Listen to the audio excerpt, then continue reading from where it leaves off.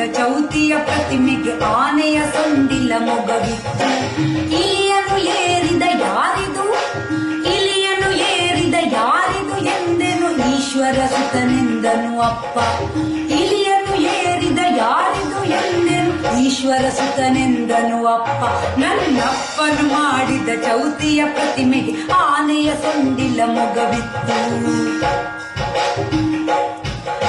ಕುಮ ಕುಮ